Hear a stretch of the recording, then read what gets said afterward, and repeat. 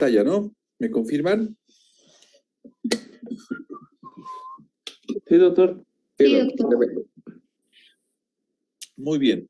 Vamos a dar inicio. Ya hemos esperado suficiente, ya son 51 personas, creo que es por demás. Entonces, no se olviden, ya en plataforma está su tarea, ya la deben descargar. Obviamente, había muchas cosas que resolver, platicar, se han dado cuenta, ¿no? Entonces, eso hemos ido trabajándolo de esa manera. Ahora, esta semana estamos entrando ya a una parte que es un poquito más álgida, ¿no? Que es el manejo de patologías cardiovasculares como tal. Permítame 10 segundos, por favor, justo suena el celular.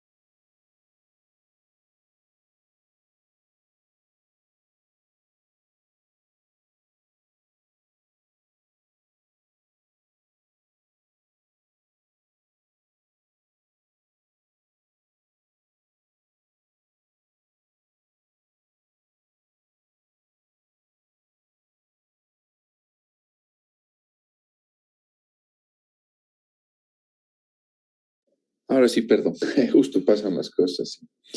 Bueno, como les decía, en esta parte pues ya estamos entrando en un tema que es un poquito más, ya patología cardiovascular como tal, porque si bien, digamos, uno se pone a pensar que en emergencias, cuando hablamos de patología cardiovascular, vamos a hablar de insuficiencia cardíaca crónica agudizada y esas cosas. No, la verdad, en la vida real, lo que más vemos en emergencias desde el punto de vista de urgencias cardiovasculares es el dolor torácico, el shock, las emergencias hipertensivas, etcétera. Temas que los vamos a ir desglosando desde este momento. Primero que nada, siempre tener el concepto claro de que el término disconfort torácico no es un término nuevo, sino que es un término que está tratando de reemplazar al término dolor torácico. ¿Por qué está tratando de reemplazar a ese término? Porque resulta que cuando vos te enfrentes a muchos pacientes en emergencias y les preguntes, ¿le está doliendo el pecho? Te van a decir en tu cara, no, no doctor, no me está doliendo. Siento una molestia, siento adormecimiento, una pesadez, pero no es dolor.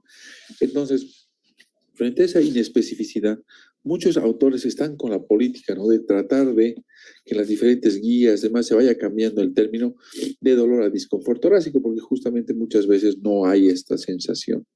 Sin embargo, todavía no es aceptado del todo, y por esa razón hoy en día, si quieres verlo en términos prácticos, toma como sinónimo dolor o disconfort torácico. Ahora, obviamente, nosotros en emergencia al que más le tenemos que tener recelo es al dolor torácico agudo o al disconfort torácico agudo. La mayor parte de las veces cuando veamos esto en emergencias va a estar asociado sobre todo a patologías, lo pondremos así, asociadas a cardiopatía isquémica. ¿Ok?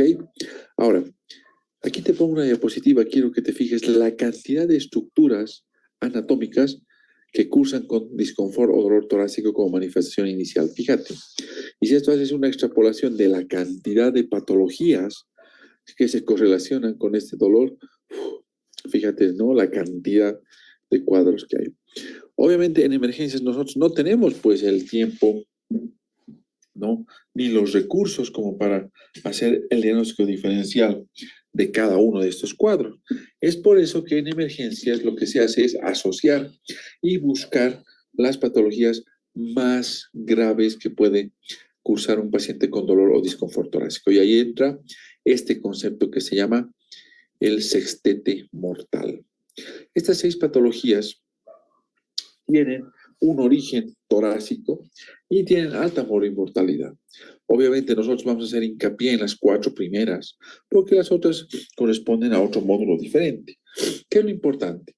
Quiero que prestes atención que estas 2 primeras patologías, la isquemia miocárdica y el aneurisma disecante de aorta, son patologías que tienes que saber diferenciarlas, sobre todo desde el punto de vista clínico, porque sucede que, ejemplo, ¿no? Si tu paciente está con disección de aorta y no lo diferencias bien, pucha, y piensas que está con una isquemia miocárdica, pues le vas a dar, qué sé yo, antiagregantes, anticoagulantes, y ese paciente se va a complicar e incluso puede llegar a fallecer.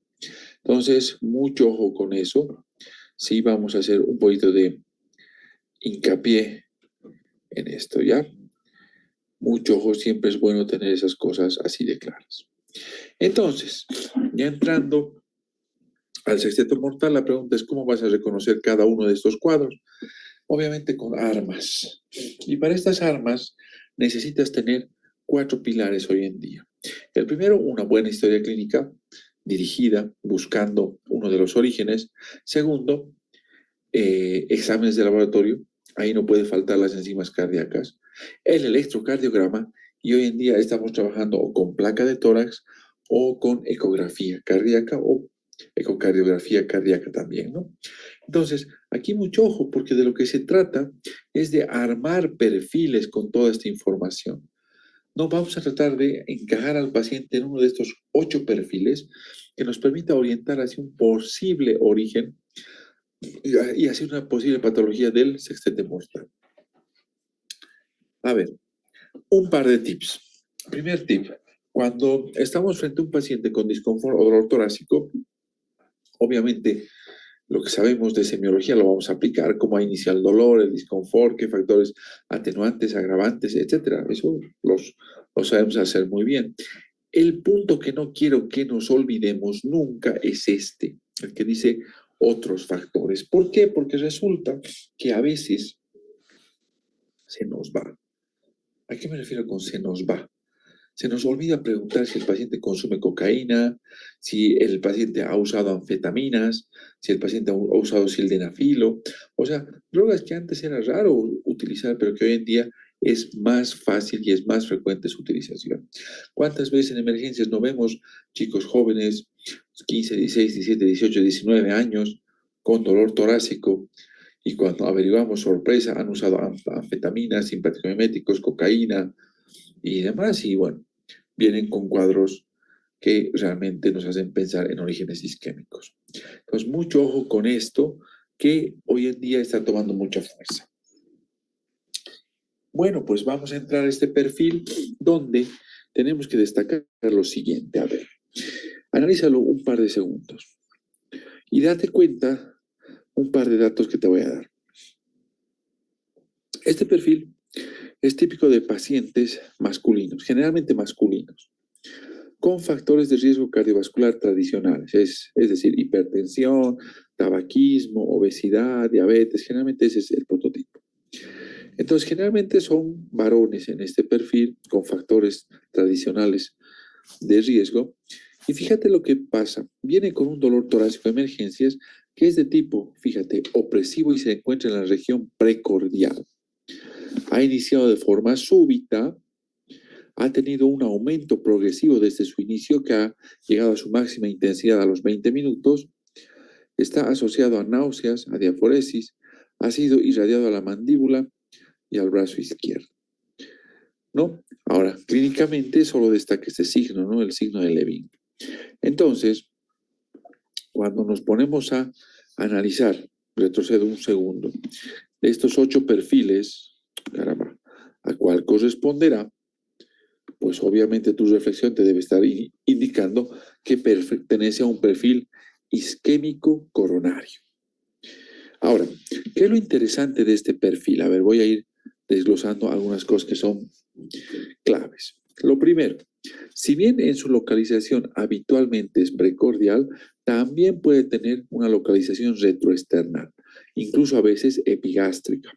Puede irradiarse tradicionalmente al hombro, al brazo y al cuello del lado izquierdo, sí, pero también puede irradiarse hacia la región interescapular, hacia ambos brazos o a la espalda. Entonces, fíjate que hay variantes. No había sido solamente ese dolor anginoso típico, también tiene variantes. Otra cosa importante, la característica la mayor parte de las veces es opresivo, pero tiene otras formas de presentación que estás viendo. Entonces, cuando venga un paciente con factores de riesgo cardiovascular tradicionales, con disconfort torácico, aunque sea tipo parestesia u opresión, sospecha en este perfil, porque has visto que tiene variantes, ¿no? Ahora, lo que sí nos va a orientar un poco más este perfil es la presencia de los factores desencadenantes y los atenuantes, porque ese perfil es más típico en todas las situaciones en las que se produzca un estrés intenso. Es decir, si tu paciente, por ejemplo, ha tenido un estrés emocional, ha hecho ejercicio de una forma exagerada o ha tenido una comida copiosa, por ejemplo, o se ha expuesto al frío, puede generar este perfil. Ahora, el perfil isquémico coronario generalmente cede con nitratos o con el reposo. Sobre todo va a ceder a los nitratos y a los reposos si el cuadro todavía está asociado a una angina estable. Cuando ya el paciente está haciendo un síndrome coronario, ya no cede con reposo ni con nitratos. ¿Ok? Ahora, también es importante tener en cuenta que estos pacientes tienen signos y síntomas acompañantes, que son generalmente expresiones neurovegetativas. Eso quiere decir diaforesis, piel fría, náuseas, mareos, etc. Ahora, hasta aquí ya tenemos el cuadro clínico, los antecedentes. Nos faltan tres cosas. Uno, tiene que tener electrocardiograma. ¿Sí? En el electrocardiograma lo que vamos a buscar es la presencia de elevación del segmento ST o que el ST esté normal o infradesnivelado. Eso lo vamos a ver en la clase de síndrome coronario, no te preocupes. ¿Sí? Pero ya te adelanto que tenemos que buscar eso. ¿Ok? Segundo, tenemos que hacer enzimas cardíacas para correlacionar. No te olvides que las enzimas cardíacas, su positividad se asocia a necrosis, a pérdida de viabilidad de miocardio. Tercero, que es importante, este es otro tipo. Todo paciente que sospeches un dolor isquémico coronario debería estar en tu unidad de emergencia en un sector que lo puedes llamar unidad de dolor, generalmente así ya se llama afuera, donde fíjate tienes una camilla con una caja de paro que tiene que estar al lado, monitor para monitorearlo permanentemente y fíjate todo el kit que tienes para manejo de paro cardiorrespiratorio, todo el kit que tienes para manejo de vasopresores, oxígeno, etc. Ahora un ensayo me preguntó y me dice, ¿pero esto no es muy exagerado? Mi pregunta y mi respuesta es simple. ¿Por qué te parece exagerado? Si tú recuerdas, un paciente con síndrome coronario, o mejor, lo voy a retroceder un poquito, un paciente con dolor torácico que sospechas un origen coronario, no te olvides que la mayor parte de las veces va a terminar siendo un infarto de miocardio, tal vez. Entonces, no te olvides que los pacientes de este tipo de cuadros, muchos de ellos se complican con arritmias cardíacas. Y dentro de las arritmias cardíacas está la fibrilación y taquicardia ventricular. Entonces, ahí el problema que yo tengo que prever, que ese paciente mientras está internado aquí puede hacerme una fibrilación o una taquicardia ventricular sin pulso. Por eso es que tengo que tener el desfibrilador y mi caja de manejo de vía aérea cerca para lograr contener ese cuadro y poder manejarlo. Lo importante aquí es tener el concepto que el paciente con un dolor isquémico coronario puede terminar en arritmias letales. Y por eso tengo ahí yo mi desfibrilador a la mano. Ahora el ensayo me preguntó y me dice, pero es muy inespecífico el disconfort torácico o el dolor. Entonces, ¿todos los pacientes van a entrar a la unidad de dolor? No, solo aquellos que tengan alta sospecha de que el cuadro sea un dolor anginoso. Hay muchos scores que puedes usar para tratar de llegar al diagnóstico. Uno de ellos, por ejemplo, es el score HART, ¿ya? El score HART es un score que se ha desarrollado hace varios años ya, que fíjate, tiene varios acápites que te sirven para evaluar. Lo único que tienes que hacer es bajarte la aplicación, bájala, ¿sí? Y una vez que la tengas, lo que vas a hacer es simplemente llenar los datos. ¿Qué es lo importante en esta aplicación? Que el Score Heart nos permite establecer el riesgo de que el dolor sea de origen isquémico coronario. Entonces, el Score Heart lo único que va a hacer es revisar y decir, a ver, la historia clínica que nos está contando el paciente es altamente sospechosa, 2 puntos. Muy poco sospechosa, 0 puntos. En el electrocardiograma tienes depresión del ST, 2 puntos. Alteraciones en la onda T inespecíficas, 1 punto. Está normal, 0. Edad, tiene más de 65 años, 2 puntos, etc. O sea, solo hay que ir llenando lo que te pide. ¿Sí? Solo llenar, nada más. ¿Ok? En la troponina, ahí tienes que tener mucho cuidado porque te pide troponina cuantitativa, no te pide la cualitativa.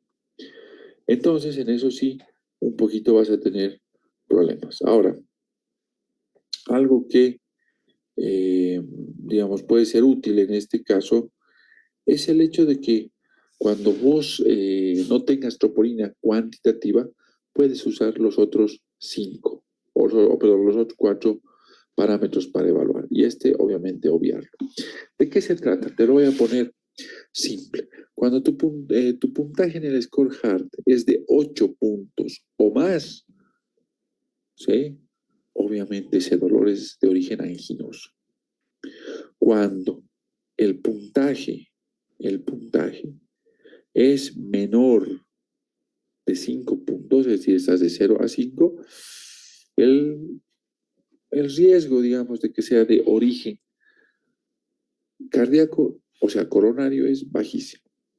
Y si estás en el medio, entre 5 y 8, estás en problemas. Estás en una zona gris en la cual tienes un riesgo intermedio y vale la pena internar al paciente, monitorizar, observar, etcétera, ¿no? Entonces, siempre ten en cuenta esto, porque este score te permite objetivar, o sea, volver objetivo muchas veces las sospechas diagnósticas que podamos tener, ¿no? Ahora, ¿te has dado cuenta que la secuencia de manejo en estos casos se basa en uno,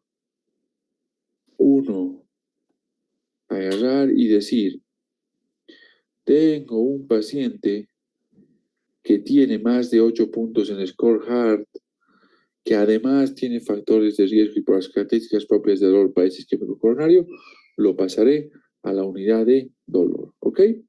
Entonces es muy útil este score desde ese punto. Ahora, vamos a este otro perfil. Analízalo unos segundos. ¿Qué te parece este perfil? Si tú lo analizas, te vas a dar cuenta que este perfil corresponde a un dolor torácico. Sí, efectivamente. Es un disconfort torácico, es un dolor torácico. Tu paciente está viniendo por eso. A ver, un segundo, ¿qué pasó? Permítame un segundo.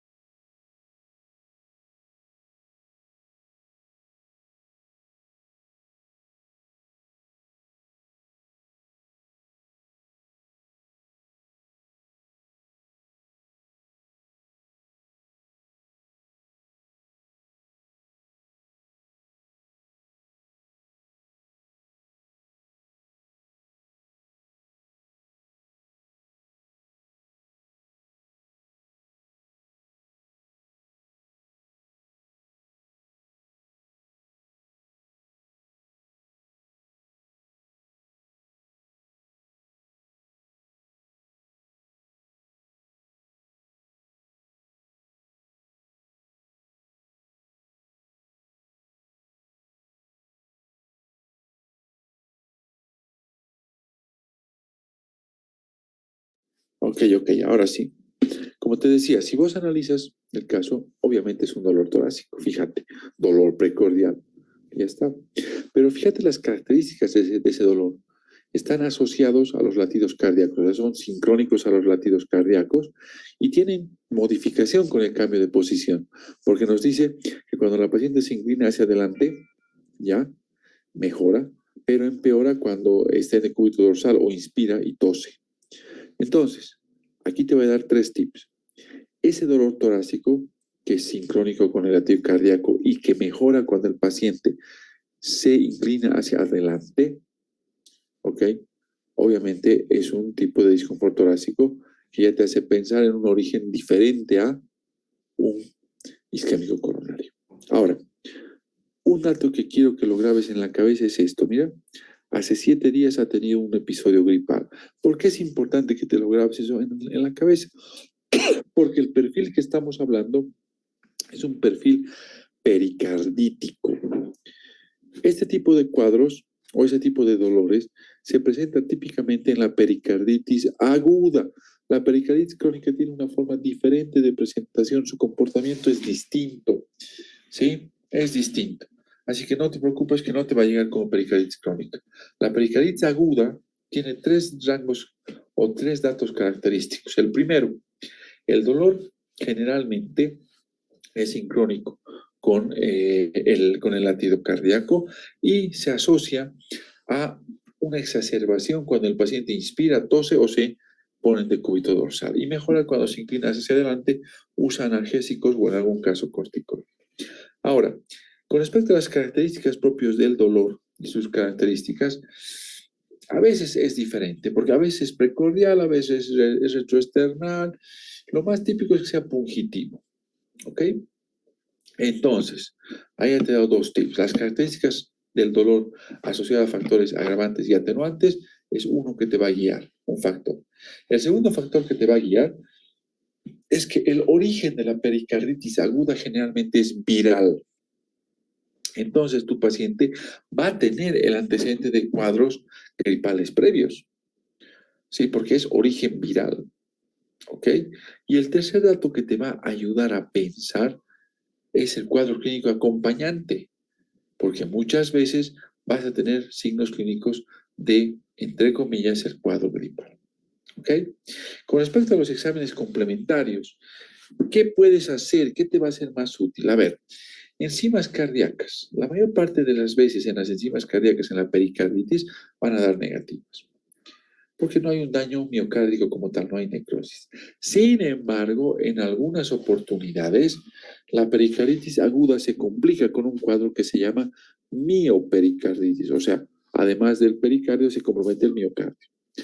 Ahí pueden salir las enzimas positivas sin que necesites decir infarto o de miocardio, o sea, es por la miocarditis que suben las enzimas, ¿no? Ahora, otro dato importante. Cuando le hagas el electrocardiograma, ¿sí? Muchas veces buscamos este signo, ¿no? Y este signo, esta elevación cóncava del ST, que lo llamamos también signo de la bandera, que es típico de la pericarditis, depende el día en el que venga el paciente. A ver, te comento por qué. Desde el punto de vista del electrocardiograma, fíjate, cuando el paciente viene del día 0 al día 7, es decir, en los primeros 7 días de haber iniciado el cuadro, fíjate que el paciente va a tener elevación del segmento ST con infradesnivel del segmento PR. Ahí aparece el clásico signo de la bandera. Muy bien, de acuerdo con ese criterio. Del 7 día, o sea, del día 7 al día 14, séptimo día al día 14, fíjate que el segmento PR vuelve a lo normal, o sea, vuelve a su lugar. Sin embargo, el segmento ST persiste elevado. A partir del día 14 al día 21, fíjate, el ST y el segmento PR vuelven a lo normal, pero aparece una onda T negativa. Y a partir del día 21 para adelante, el segmento ST y la onda P básicamente son normales. O sea, date cuenta que este signo de la bandera sí es muy útil en el diagnóstico, pero solo los 7 primeros días. Ahora, otro dato que quiero que tengas presente, voy a retroceder, es que muchas veces nos dicen que cuando sospeches pericarditis le hagas placa de tórax o ecografía. Aquí te doy un tip.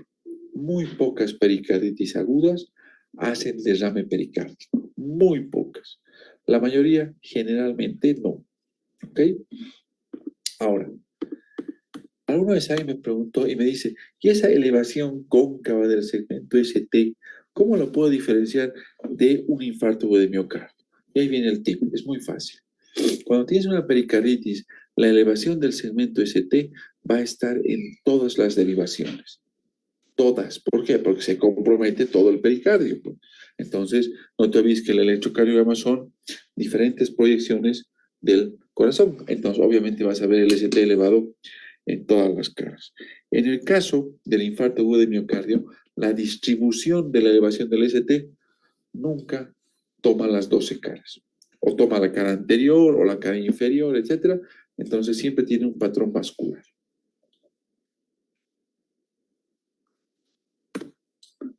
Muy bien, muy bien, muy bien. Entonces, hasta aquí, si te has dado cuenta, hemos visto ya dos tipos de perfiles, el isquémico coronario y el pericardítico. Ahora vamos a entrar a este tercer perfil. Fíjate, lee bien el caso. ¿Qué puedes obtener de datos relevantes? Primero, ¿es un dolor torácico? Obviamente que sí, solamente que este dolor torácico tiene un dato, no es precordial, fíjate, es en puntada de costado. Se asocia a un síndrome bronquial productivo y a un poco de disnea y a un síndrome febril. Ahora, fíjate que entre los antecedentes, la paciente ha viajado a un clima frío, ¿no? Ahora, en el examen clínico y los laboratorios que nos presentan, lo único que llama la atención es la hipoventilación basal derecha. Entonces, este perfil de disconfort torácico obviamente corresponde a un origen pleurítico. No te olvides que el dolor pleurítico generalmente va a ser en puntada de costado, es en la región lateral del tórax. Obviamente, sus características son propias, es más pungitivo que opresivo. Entre factores agravantes está la inspiración profunda, la tos y muchas veces los movimientos. ¿Ok? Ahora, aquí voy a ser claro. Este dolor pleurítico no es exclusivo de la neumonía. Se presenta en diferentes patologías que ocupen el espacio pleural. Por ejemplo, derrame pleural con neumonía es uno. Otro, neumotórax. Otro, hidrotórax o hemotórax. Cualquiera de esos cuadros, cuando se presenta agudamente, te da dolor pleurítico. Ahora, los signos y síntomas acompañantes van a depender mucho de la patología. Si ha sido traumático, si es infeccioso, etc. Ahora, este dato también quiero que lo tengas presente. En el diagnóstico, el electrocardiograma va a ser normal, excepto que exista además la presencia de aire, ¿sí?, dentro del pulmón y dentro del neumomediastino. O sea, te haga un neumotórax y un neumomediastino. Cuando hay neumotórax y neumomediastino, como el aire es un pésimo conductor, te va a hacer que en el electrocardiograma aparezca bajo voltaje en el plano frontal. ¿Ok? Ahora, las enzimas cardíacas van a ser negativas, ¿ok? Y en la placa de tórax, obviamente vas a ver el neumotórax o el derrame pleural. Hoy en día utilizamos para el diagnóstico incluso la ecografía pulmonar. Ahí vemos el neumotórax y el derrame pleural. Aquí tienes unos ejemplos, que ya lo has debido ver en el módulo respiratorio, no voy a hacer mucho hincapié, de diferentes patologías que producen ocupamiento pleural. Un hidroneumotórax, un neumotórax hipertensivo, aquí está el mismo hidroneumotórax ampliado, y un neumotórax hipertensivo, ¿ok? Entonces, que quede claro que el dolor pleurítico no es exclusivo de la neumonía, pues la neumonía es lo más frecuente, ¿ok? Muy bien. En este cuarto perfil, fíjate qué interesante.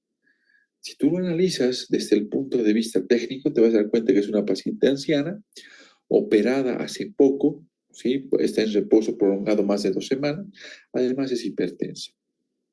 Cuando tú revisas, está viniendo por un dolor pleurítico, también es un dolor torácico tipo pleurítico, y que por el contexto no sugiere un perfil de tromboembolia pulmonar.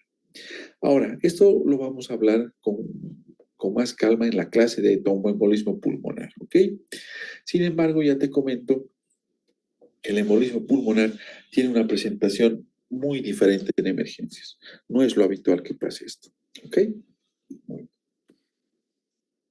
Ahora bien, ya en la clase de tromboembolia pulmonar vamos a hablar qué signos clínicos puedes buscar, imagenológicos, si todavía se usa el Westermarck 1, 2, etcétera, ¿no? Entonces, un poquito de calma antes que entremos al tópico.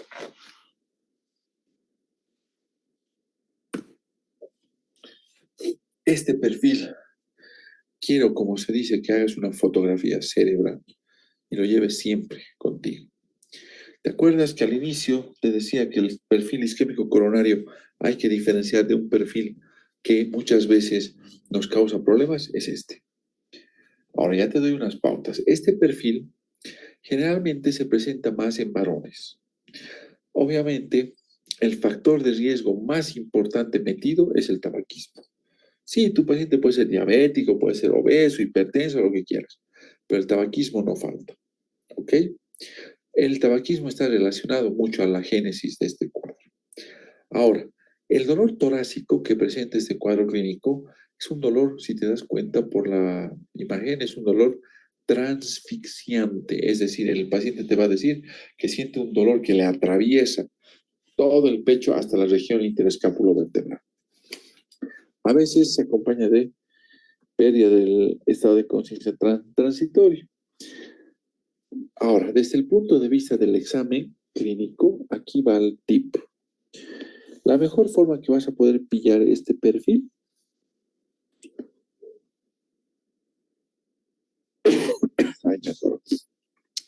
la mejor forma que vas a poder evaluar este perfil es a través del examen físico. Busca 4 pulsos, 2 de miembro superior, 2 de miembro inferior. O sea, puedes comparar, por ejemplo, pulsos radiales versus pulsos pedios, por ejemplo. Entonces, lo que hay que ver es que los pulsos, los 4, obviamente sean simétricos.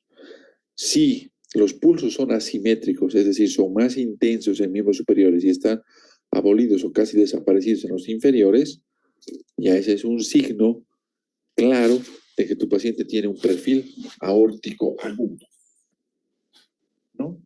Entonces, este perfil aórtico agudo, la mayor parte de las veces, es secundario a una disección de aorta, ¿no? Entonces, mucho ojo con esto. La disección de aorta es un cuadro, como te decía, típico de pacientes fumadores. Ahora, la disección de aorta, entre sus características importantes, está que la manifestación clínica que acompaña depende mucho del origen de la disección. Si la disección está en la aorta ascendente, por ejemplo, ok, tú sabes que ahí donde nace la raíz de la aorta, nacen las arterias coronarias. Entonces, si estás cerca del nacimiento de las coronarias, puede disecar a las coronarias. Y si se disecan las coronarias, el cuadro se va a acompañar con un infarto de miocardio por disección aórtica, no de las arterias coronarias. Si el nacimiento, por ejemplo, está cerca de la aorta ascendente, por ahí no te olvides, nace la arteria, por ejemplo, carótida. Entonces ahí, por ejemplo, puede desprenderse un coagulito, un embolito y hacer una ACV, ¿no? Entonces depende mucho de dónde esté naciendo la disección de aorta. Ahora, en el electrocardiograma la mayor parte de las veces no vas a encontrar nada, va a ser normal a menos que se esté comprometiendo las arterias coronarias. Lo que sí te va a ayudar mucho es la placa de tórax, porque va a haber un ensanchamiento del mediastino. No te olvides que la aorta se está desdoblando, ¿no? Entonces, el mediastino se ensancha. Si se ha roto la disección, generalmente la sangre se va hacia el lado izquierdo y se produce un derrame pleural izquierdo. Ahora alguien me preguntó y me dice, ¿y el taponamiento cardíaco es frecuente en la disección? La disección no te puede cursar con taponamiento cardíaco, pero su prevalencia es muy baja. Sí, o sea, no es lo habitual. Ahora bien, fíjate en esta angiotomografía. Mira, esta es la aorta, la luz verdadera, la luz falsa. Aorta, luz falsa, luz verdadera. Entonces, si te das cuenta, se está disecando la aorta. Ahora, te voy a dar un par de tips. La aorta, clínicamente en emergencias, si es que está complicada con disección de aorta, se va a presentar como una emergencia hipertensiva. Y su manejo, desde el punto de vista médico, va a ser manejo de la emergencia hipertensiva. Segundo, las disecciones de aorta torácicas, no importa si usas vos la clasificación de Becky, tipo 1, ¿sí? o la de Becky tipo 2, o la Sanford tipo A, que básicamente cubre a la de Becky 1-2, ¿sí? Cualquier clasificación que uses, siempre que la disección sea torácica, es una emergencia vascular que debe ser resuelta en las 6 primeras horas, ¿ok? Entonces, ¿quieres saber cómo se maneja una emergencia hipertensiva? No te olvides, no faltará esa clase el día de mañana. Ahora bien, vámonos con este sexto perfil. ¿Qué te llama la atención? A ver, revisa. Mujer joven, no tiene patología cardiovascular de base, usa anticonceptivos orales. Viene por un dolor, fíjate, torácico, pero es diferente a los que hemos visto, es urente. Se relaciona con los cambios de posición, con la deglución, es exacerbado por algunos alimentos. Y cuando la examinamos desde el punto de vista clínico, encontramos algo de dolor en la palpación del epigastrio. Obviamente este dolor es un dolor más de origen gastroesofágico mediastínico, ¿no? Entonces, mucho ojo con este tipo de cuadros. Muchas veces el dolor torácico puede ser una expresión de estructuras, ¿no? Que sean extratorácicas. Obviamente, desde el punto de vista diagnóstico, el electrocardiograma, placa de tórax deberían estar dentro de lo normal. Ahí tienes ejemplos de patologías que muchas veces pueden cursar con dolor torácico. A ver, ¿qué te parece este perfil? Si analizamos este perfil, nos damos cuenta claramente que se trata de un dolor torácico en una mujer sin comorbilidades cardiovasculares, solo tiene migraña e intestino irritable, pero fíjate ese dolor. Ese perfil de dolor torácico es más bien un dolor pungitivo, punzante, de varios días de evolución, que si bien la paciente lo refiere que está en el precordio y se agrava con los movimientos y la respiración, cuando tú la examinas, te llama la atención que ese dolor aparece también con la palpación.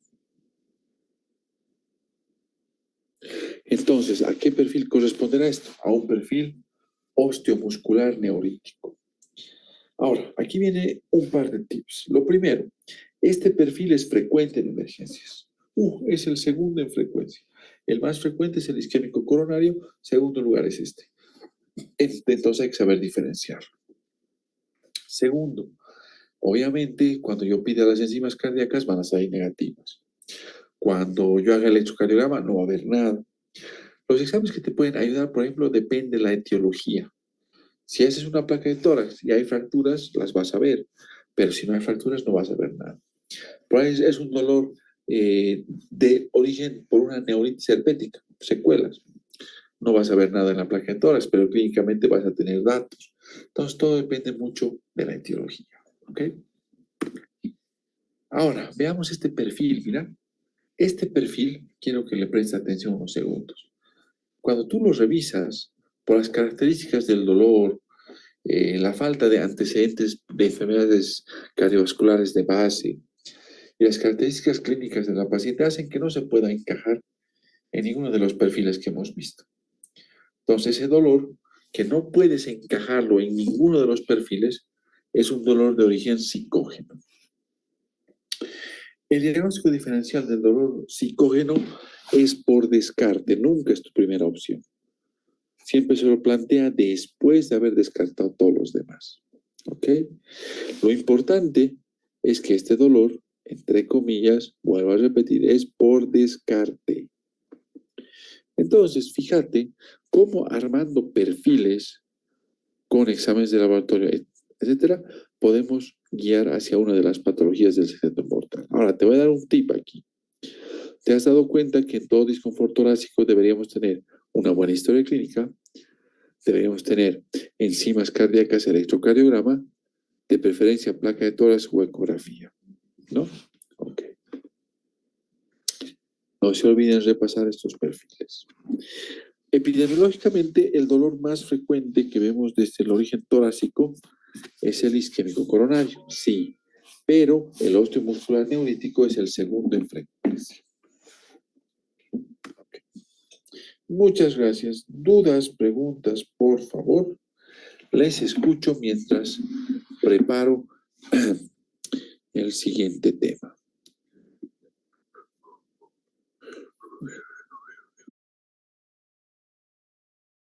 Muy bien. Adelante, Yasmín.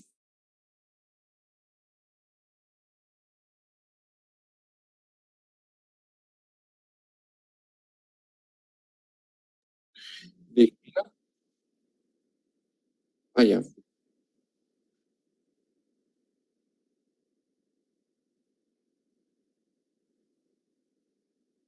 Mira, te lo voy a poner así. El dolor de origen psicógeno muy rara vez lo vas a poder abordar vos solo en emergencias, porque como hay que descartar un montón de cosas, a veces no lo alcanzamos a hacer. Sin embargo, si es que tuvieras la opción de hacer el diagnóstico, tienes que hacer tres cosas. Lo primero, ¿no? Cuando has descartado todo con enzimas cardíacas, etcétera, etcétera, lo primero es aplicarle un test de depresión.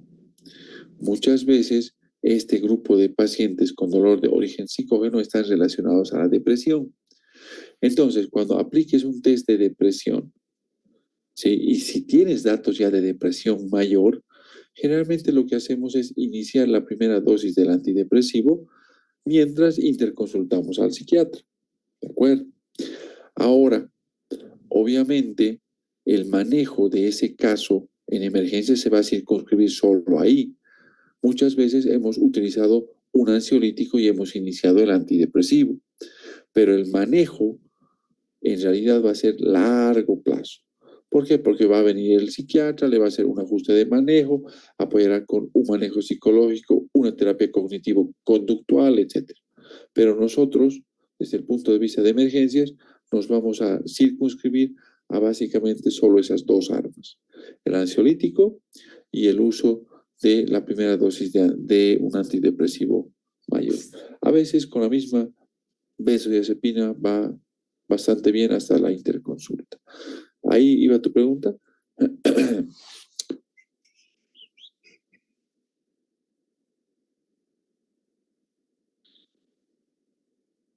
Lo que más vemos, te cuento, es depresión y ansiedad, ¿no? O sea, puro no. Generalmente son síndromes ansioso-depresivos.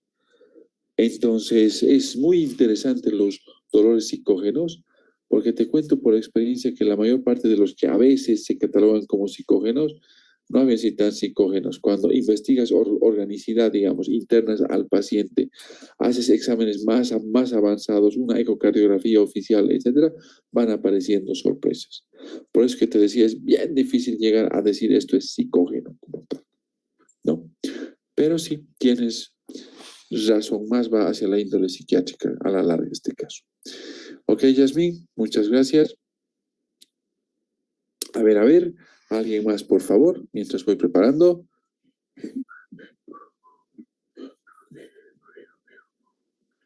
A ver, un segundo, vamos a ver antes de que ponga el video. María de Los Ángeles debe ser. María de Los Ángeles, buenas noches. Buenas noches, doctor.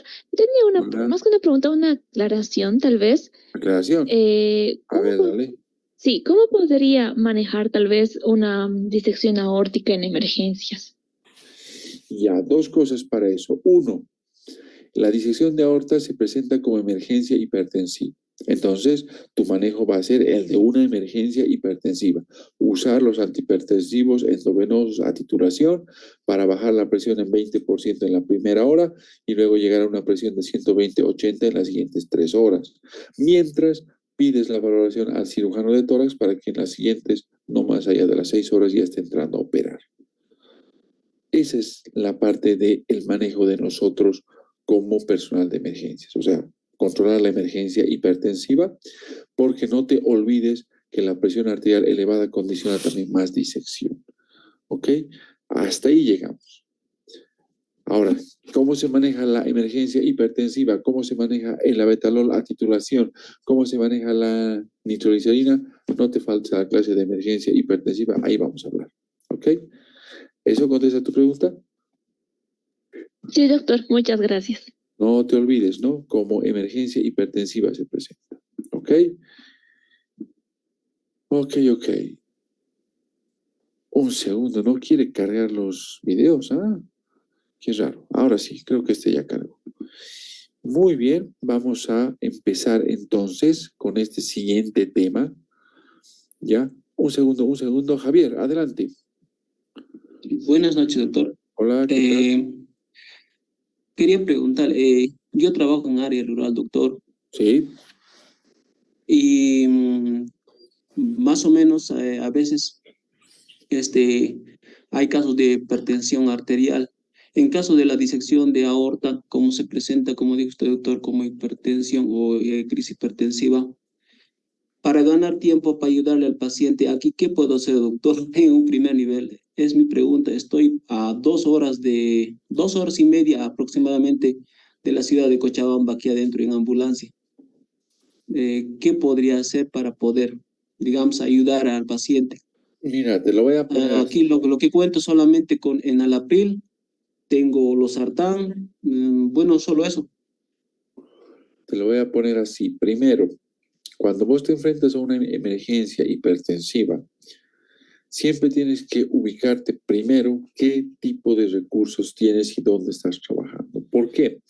Porque no es lo mismo que estés en un primer nivel que en un segundo nivel o en tercer nivel. En un primer nivel, si sospechas una disección de aorta, lo más que vas a poder es darle la primera dosis del antihipertensivo, cualquiera de los dos que dispongas, ¿sí?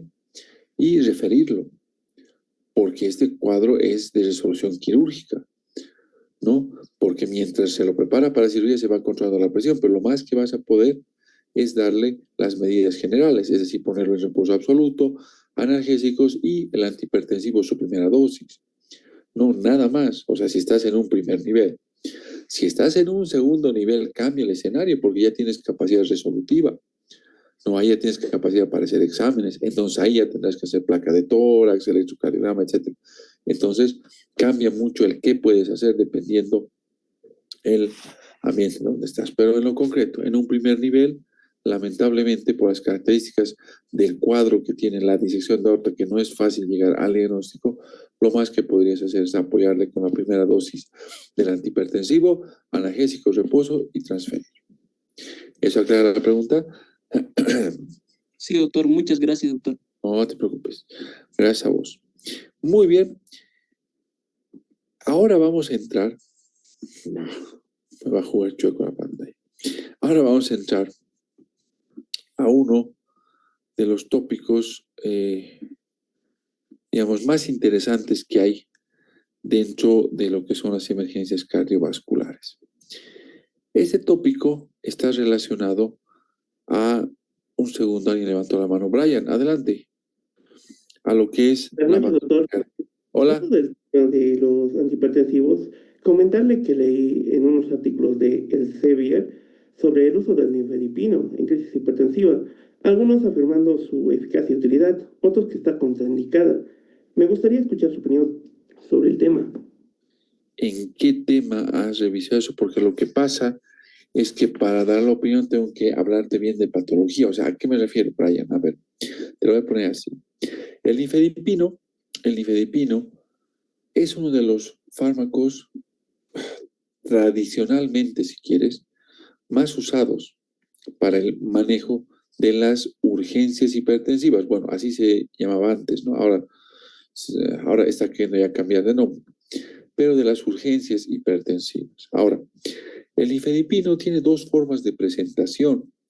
Uno que es el convencional, que tiene una acción de 4 horas como máximo, una vida media de 4 horas, por eso se lo dosifica cada 6 horas, que viene en tableta de 10 miligramos y lo usas 10 miligramos cada 6 horas, vía oral.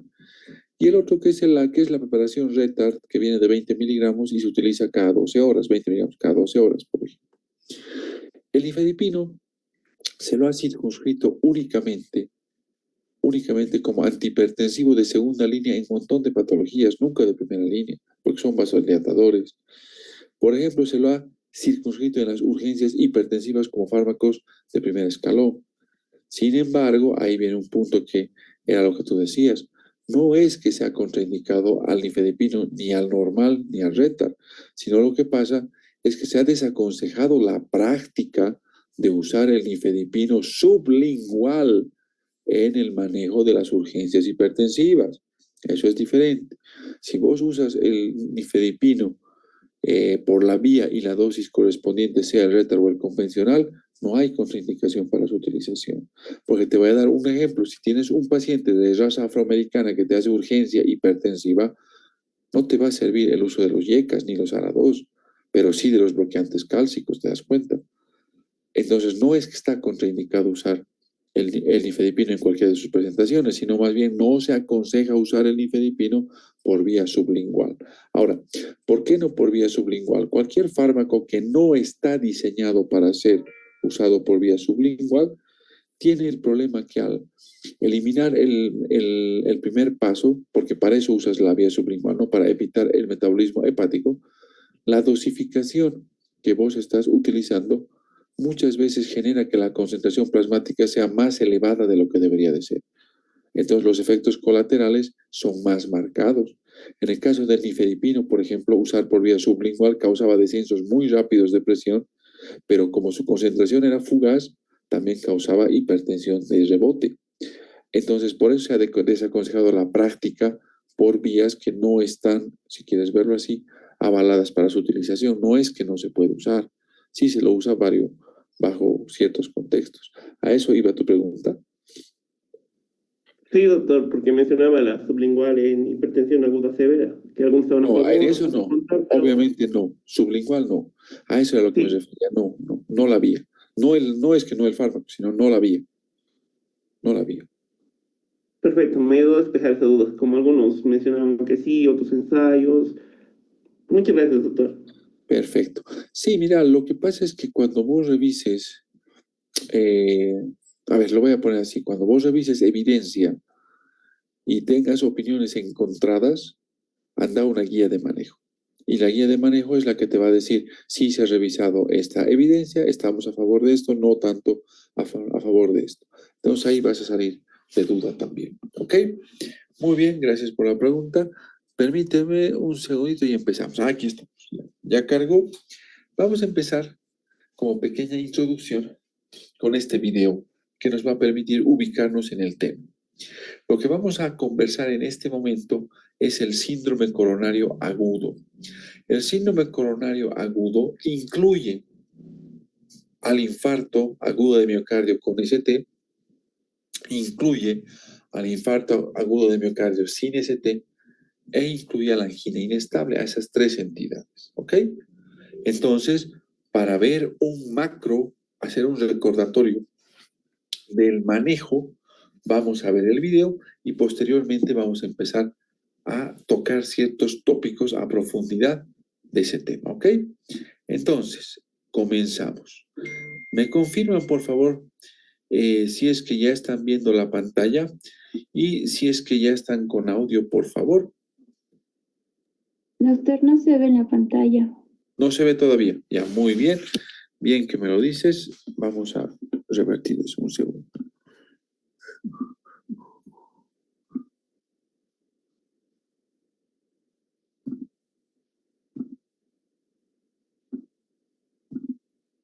Ahora sí se ve la pantalla. Sí, doctor. Ok. Entonces vamos a empezar.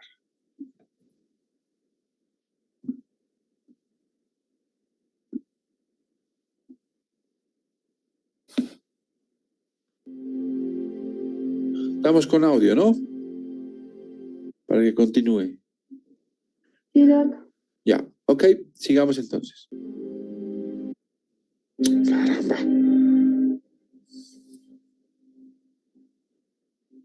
El síndrome coronario agudo, SCA, afecta a hombres y ¿Se ve mujeres años después de una... el video o se ha perdido?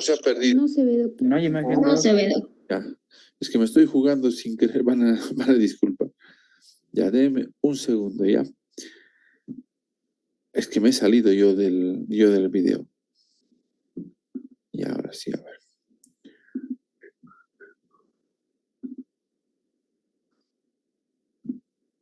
Y ahora sí vamos a poner el video y ya va a correr.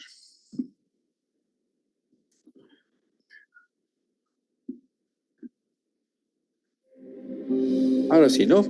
Se ve video. Perfecto. No se ve solo el menú que tiene. ¿Solo se ve sombra? Ya. Bien que me has dicho.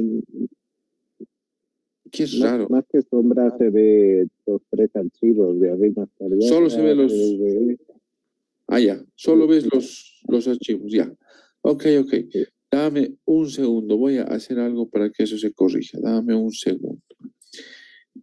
Muy bien. Ya sé qué vamos a hacer. A veces el sistema se vuelve medio loco, pero no te preocupes, eso se arregla fácil. Denme un minutito y lo arreglamos. Ya, ahora sí, yo creo. A ver. Vamos a ver.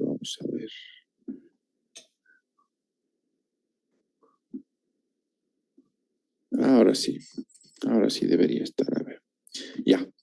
Me van a confirmar si se ve o no en un momento más.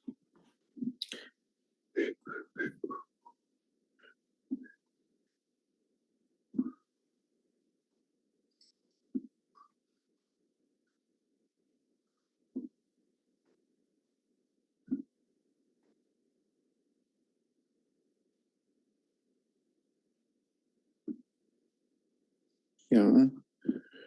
¿Quién me ha escrito por el chat? Ahí está. Ok, veamos ahora un segundito. ¿Por qué me sale esta pausa?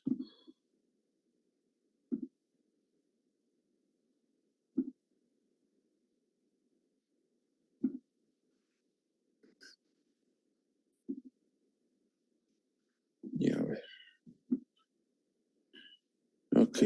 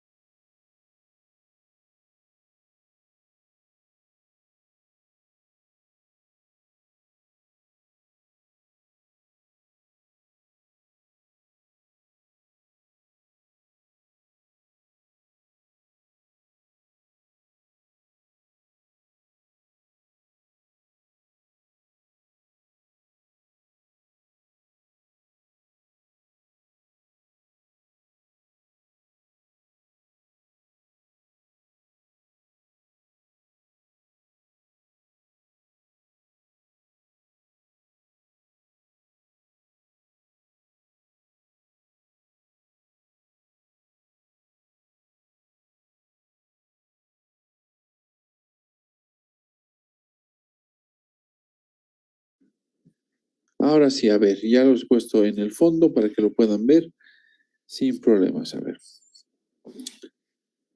A ver.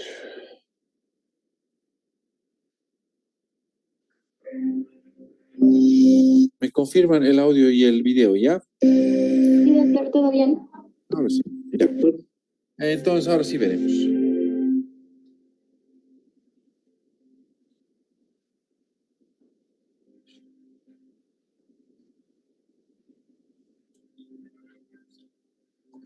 El síndrome coronario agudo, SCA, afecta a hombres y mujeres a menudo años después de una aterosclerosis coronaria y formación de placa.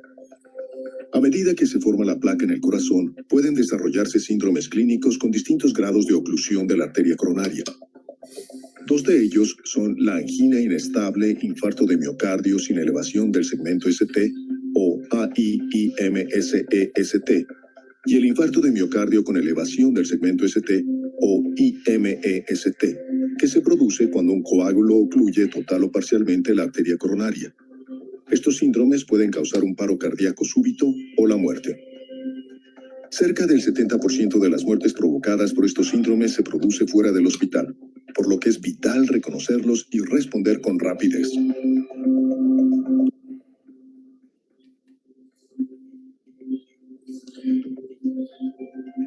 Bienvenido al video sobre síndromes coronarios agudos de la AHA. Vamos a ver un caso de IMEST, desde el comienzo de los síntomas hasta el tratamiento siguiendo el algoritmo del SCA. Observe cómo el Servicio de Emergencias Médicas, o SEM, y el personal del hospital utilizan la cadena de supervivencia del IMEST para reconocer y tratar con rapidez las causas subyacentes del SCA.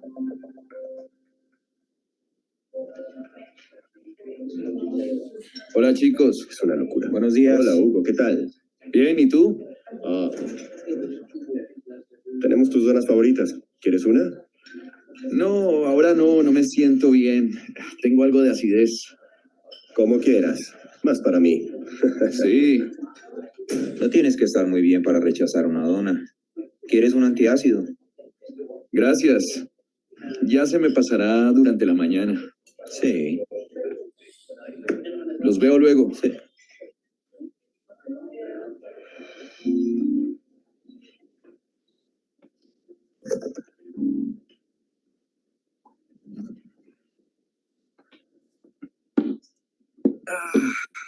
¿Qué pasa? Mi espalda y el pecho. Parece que tengo un elefante sentado encima. Tengo que sentarme. Estoy algo mareado. Deja que te ayude. Además de las náuseas y mareos, los síntomas del SCA pueden incluir molestias en la mandíbula y cuello o una opresión torácica que puede extenderse a la espalda o al brazo izquierdo. Una obstrucción significativa de la arteria coronaria puede provocar un IMST. Esta obstrucción impide que la sangre y el oxígeno lleguen al músculo cardíaco, causando daños irreversibles en el corazón o la muerte si no se actúa con rapidez. No pasa nada. Solo tengo que tomar aire. ¿Qué pasa? Hugo no está bien. Dice que le duele el pecho y está mareado. Me duele mucho. Ya estaba mal esta mañana. ¿Cree que quizás está sufriendo un ataque cardíaco? Puede ser. Voy a llamar a emergencias. Ve a la sala de personal y trae el DEA y el equipo de primeros auxilios.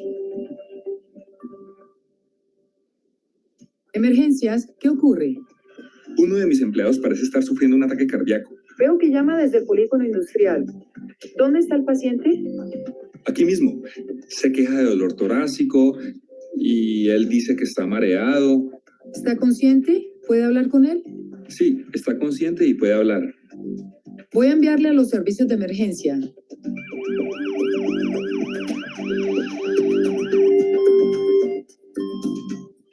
El primer paso en el algoritmo del SCA es el reconocimiento de los signos de alarma de isquemia cardíaca por parte del paciente, las personas a su alrededor y el personal médico. Los operadores telefónicos de emergencias deben usar protocolos de triaje para identificar a estos pacientes. Si sospechan de un ataque cardíaco, deben enviar ayuda de inmediato.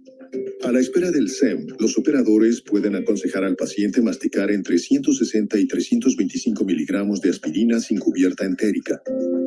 La recomendación debe seguir protocolos médicos aprobados y usarse solo si el paciente no tiene antecedentes de alergia real a la aspirina ni hemorragia gastrointestinal. Bien, la ambulancia está en camino. Permanezca en la línea conmigo hasta que llegue. ¿Tiene un equipo de primeros auxilios? Sí, y un DEA también. Estupendo. ¿Sigue consciente el paciente? Sí. Entonces no necesitamos el DEA ahora. Pregúntele si es alérgico a la aspirina o ha sufrido una hemorragia reciente en el estómago. Hugo, ¿es alérgico a la aspirina? No. ¿Ha tenido hemorragia en el estómago recientemente? No. Negativo a las dos preguntas. Busque aspirina en el kit de primeros auxilios. Diga al paciente que mastique 2 aspirinas infantiles o una de adultos mientras llega al SEM. No le dé aspirina cubierta. El tiempo es vital para un paciente con SCA. El personal del SEM debe evaluar, ofrecer un tratamiento precoz e iniciar el traslado cuanto antes. La demora en el tiempo fuera del hospital puede empeorar los resultados.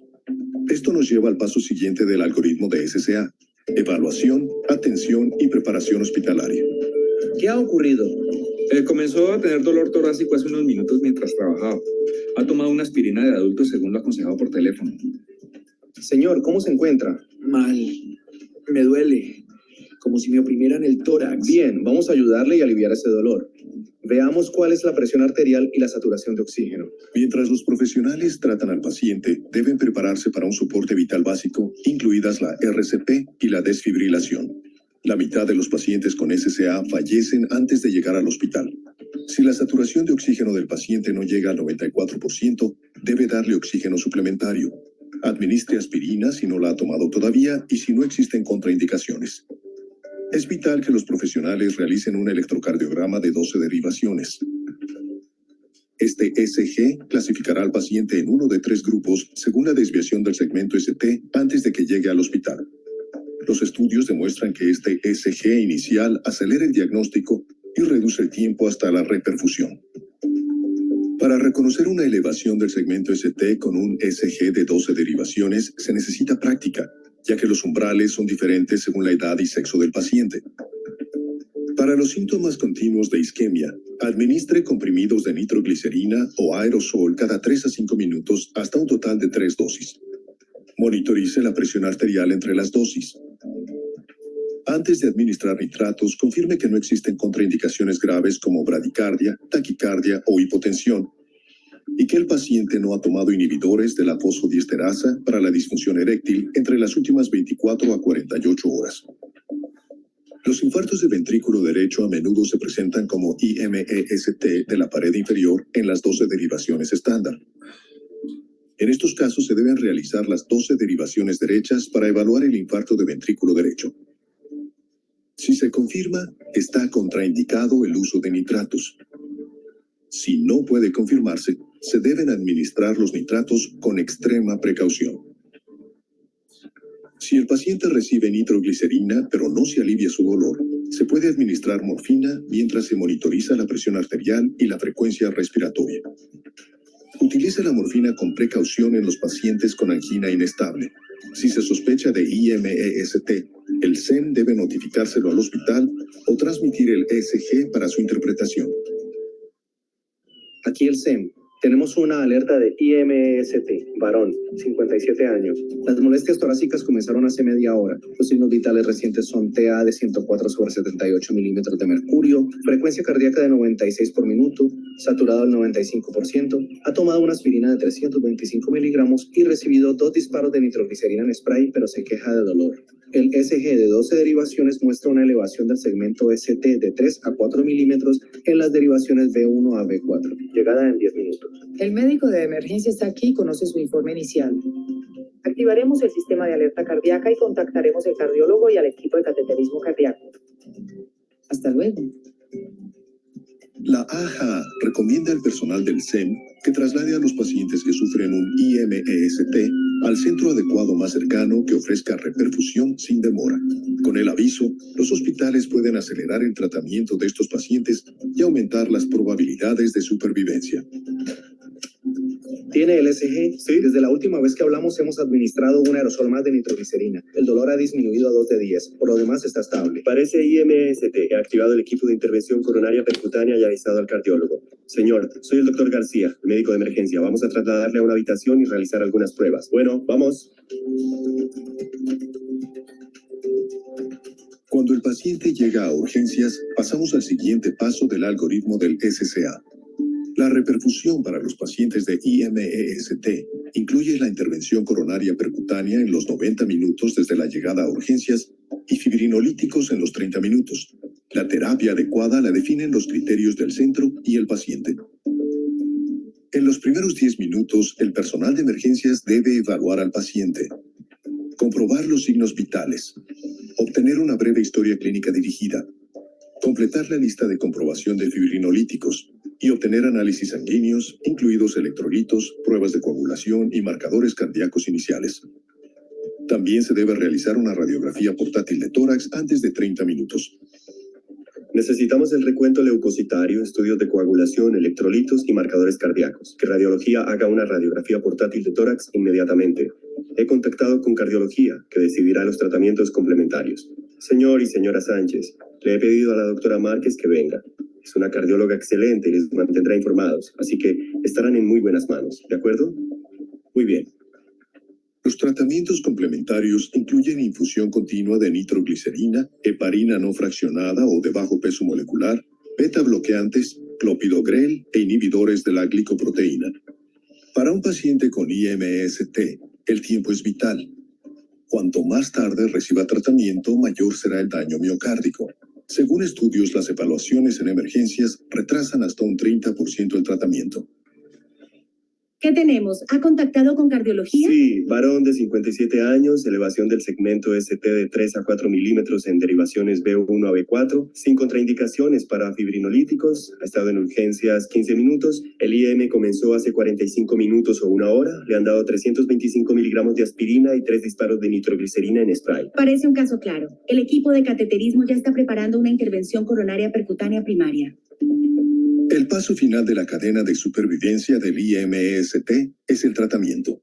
La mejor estrategia de reperfusión es la intervención coronaria percutánea, cuando no han pasado más de 90 minutos desde la llegada del paciente a emergencias hasta que se infle el balón en el laboratorio de cateterismo. Hola, señor Sánchez, señora Sánchez. ¿Cómo se encuentra? Mejor. Bien, soy su cardióloga, la doctora Márquez. Quería hablarles de lo que ocurre. Acabo de ver los resultados de sus pruebas y parece que una de las arterias del corazón está ocluida. Para abrir la arteria debemos realizar una intervención coronaria percutánea que restablecerá el flujo sanguíneo al corazón. Cuanto antes lo hagamos, menos se dañará el corazón. ¿De acuerdo? Sí. Entiendo que el doctor García le ha explicado el procedimiento. ¿Tiene alguna pregunta? No, ninguna. Estoy listo. De acuerdo. Le atenderemos con sumo cuidado. Lo veré en hemodinamia. Gracias. La intervención coronaria percutánea abre la arteria ocluida con un pequeño balón. Después se inserta un stent o cánula de metal para mantener el flujo sanguíneo al corazón. Cuando se elija entre esta estrategia de reperfusión y la terapia fibrinolítica, el personal del hospital debe considerar algunos factores. Está demostrado que las demoras en el tratamiento aumentan la mortalidad en ambos grupos sin que influya la estrategia de reperfusión utilizada, pero es más pronunciada en los pacientes que reciben fármacos fibrinolíticos. En estos casos, cuanto más tiempo pasa, mayor es el daño. Cuanto mejores sean los sistemas del SEM y la colaboración médica, más rápido será el tratamiento y mayor la tasa de supervivencia. Chicos, es Hugo. ¡Hey, ahí está! ¡Hey, hola de nuevo! Me alegra verte. Me alegra estar de vuelta. ¿Cómo estás? ¿Lo has superado?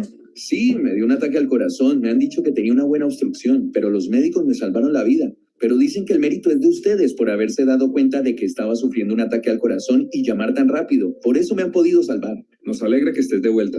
Por cierto, tienes mejor aspecto. Gracias. Los médicos me han dicho que deje las donas y mi mujer cuida de mi alimentación y se asegura de que dé un paseo diario. No puede ser.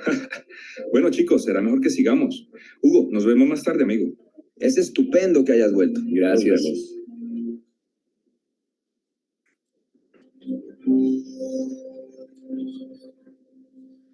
Bueno, ya estamos. Ahora vamos a empezar a discutir los cambios que se han venido haciendo en esta guía. Obviamente vamos a ir aterrizando las cosas conforme a nuestra realidad también, porque hay muchas cosas que todavía no las podemos hacer, ¿ok? Ya, muy bien. Están viendo mi pantalla, ¿no? Para iniciar. Sí, doctor.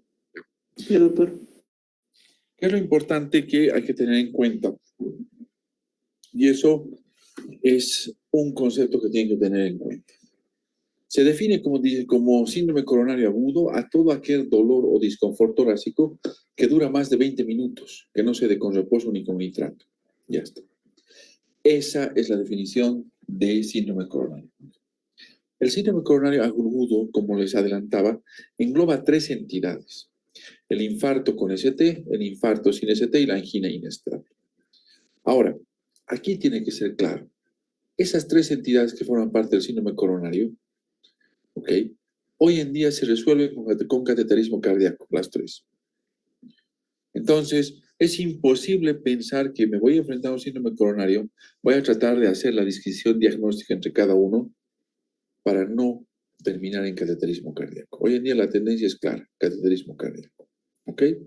Ahora, aquí viene otro punto que es fuerte, ¿no? En lo que es la conceptualización. Es que todo paciente con síndrome coronario agudo, es decir, con dolor o disconfort torácico, que dura más de 20 minutos, que no se dé con reposo ni nitratos, debe tener un electrocardiograma adecuadamente interpretado en los 10 primeros minutos. Debe tener, no es opcional. No es opcional. Entonces, como siempre te recomiendo, pensar dónde estás, ubícate en tu contexto para tomar decisiones. ¿Por qué? Porque las decisiones van en base al electrocardiograma. Entonces, si no tienes electrocardiograma, no puedes tomar decisiones. Si, por ejemplo, estás en un primer nivel y no tienes electrocardiograma, tu manejo va a ser mínimo. Reposo, oxígeno, tal vez una dosis de aspirina y chao, al segundo o tercer nivel. Estás en un segundo nivel, ubica qué cosas puedes hacer. Y ahí te vas a dar cuenta que en el segundo nivel tienes básicamente muchas cosas. Electrocardiograma, enzimas cardíacas, laboratorio y demás, si no es segundo nivel. Tienes mejor capacidad resolutiva. Si estás en un tercer nivel, con más razón todavía tienes que resolver las cosas. Entonces siempre ubica bien dónde estás para que además conozcas qué cosas tienes y qué cosas no. Porque a veces nos ha pasado, ¿no? Que entramos a trabajar como nuevos, qué sé yo, a un hospital de segundo o tercer nivel, no acabamos de conocer lo que tenemos y cuando empezamos a pedir cosas nos sorprendemos que sí habíamos tenido. Entonces, ese como consejo. Ya, entrando al tema. Paciente con dolor que es compatible con síndrome coronario, electrocardiograma. Y el electrocardiograma solo te da dos opciones. O hay elevación del ST o no hay elevación del ST. Entonces, estamos frente a un síndrome coronario con elevación del ST o síndrome coronario sin elevación del ST. No hay más opciones. No hay. Directamente no hay. Ahora, aquí viene un punto muy importante. En emergencias, las enzimas cardíacas jamás retrasan la terapéutica. Jamás.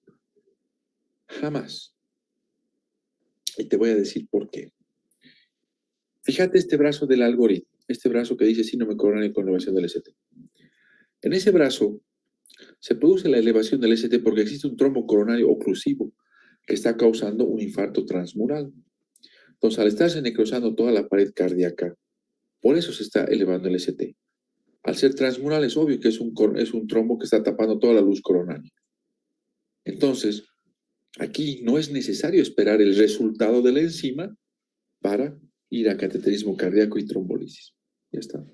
¿Por qué? Porque cuando hay elevación del ST es porque hay un trombo coronario oclusivo. Y eso hay que destapar. ¿Te das cuenta? Entonces, en este brazo del algoritmo se acabó. Tienes elevación del cemento ST. Eso es un sinónimo ya de infarto con elevación del ST en curso. Pero las troponinas todavía no han llegado. ¿Qué parte no se ha entendido? Que no necesitas que las troponinas hayan llegado para llevarlo a cateterismo cardíaco. Como dicen las guías, las troponinas no tienen por qué retrasar el diagnóstico. Peor el manejo. Ahora, fíjate este otro brazo del algoritmo.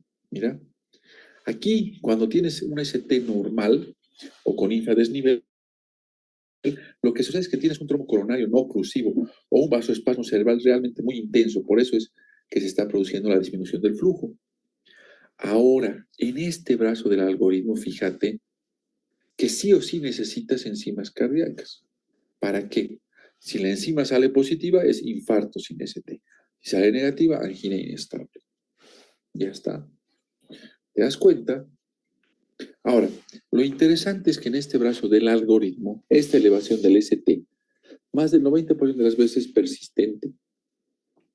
Los europeos recomiendan que se haga 2 electrocardiogramas, uno al ingreso y uno a la media hora. Y si el ST persiste elevado, se llama elevación persistente del cemento ST. Los americanos te dicen basta una toma de electrocardiograma y se acabó. Si me preguntas qué usamos nosotros, el criterio americano. ¿Ok? Entonces, fíjate lo interesante. El manejo del síndrome coronario se basa en 3 cosas: clínica, enzimas cardíacas y electrocardiograma, siendo el actor más importante el electrocardiograma. Ahora, ¿te has dado cuenta que la definición de síndrome coronario se basa en las características típicas de ese dolor? ¿no? Que dura más de 20 minutos, no se dé con reposo ni con nitratos. Te tengo otra noticia. Cada año es más frecuente la presencia de equivalentes anginosos.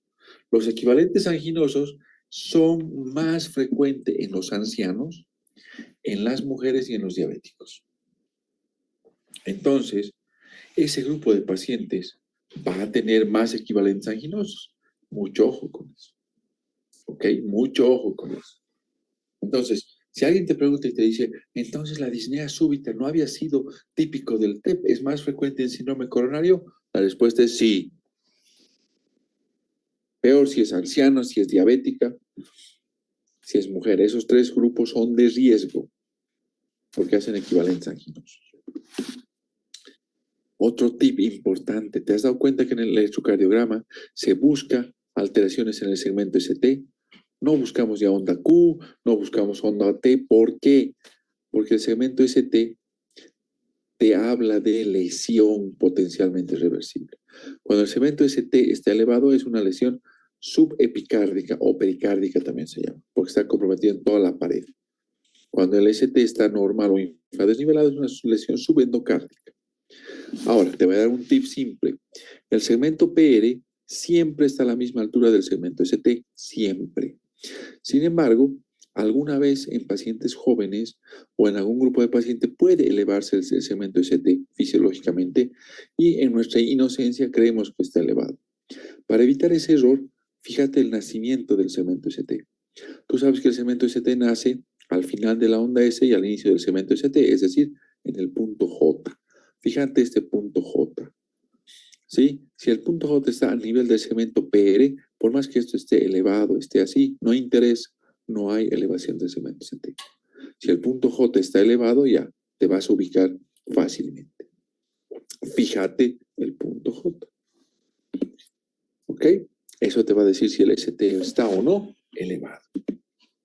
Alguna vez alguien me preguntó y me dice, ¿y por qué el segmento ST y no la onda Q? Ahí está la explicación.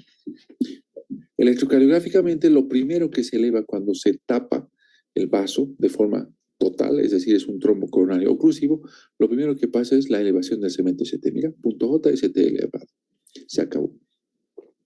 Recién a partir de las 12:18 horas ya aparece una onda Q, la onda R se vuelve más chiquita y el ST persiste elevado. En otras palabras, lo primero que se eleva es el segmento ST. Ahora, para que la onda Q sea considerada patológica, tiene que ser una onda Q que mida más de 1/3 de la onda R que le precede y que su duración tiene que ser mayor a 0.04 segundos.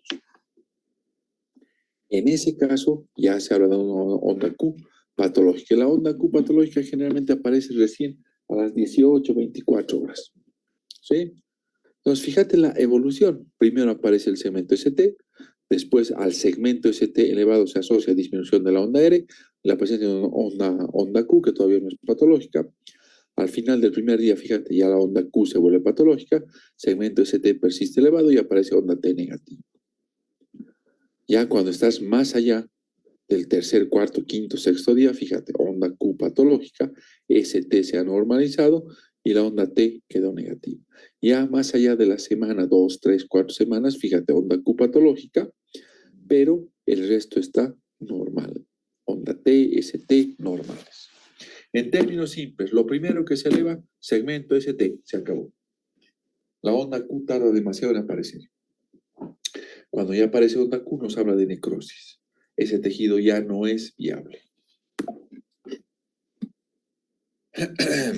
Ahora, desde el punto de vista de la evidencia científica, también la elevación del segmento ST ha mostrado ser un predictor independiente de mortalidad. Por esa razón, se lo toma como criterio diagnóstico. ¿Okay? La onda Q patológica, no te olvides que para ser considerada patológica, tiene que ser más de 1/3 de la onda R que le precede y durar más de 0.04 segundos. Ok, entonces, no había sido así nomás las cosas. Lo que importa es el hecho de que tengamos la posibilidad ya de ubicarnos siempre en el electrocardiograma, que es la primera arma que vamos a hacer. Dame 5 segundos, me están golpeando la puerta, ¿qué será? Dame 5 segundos.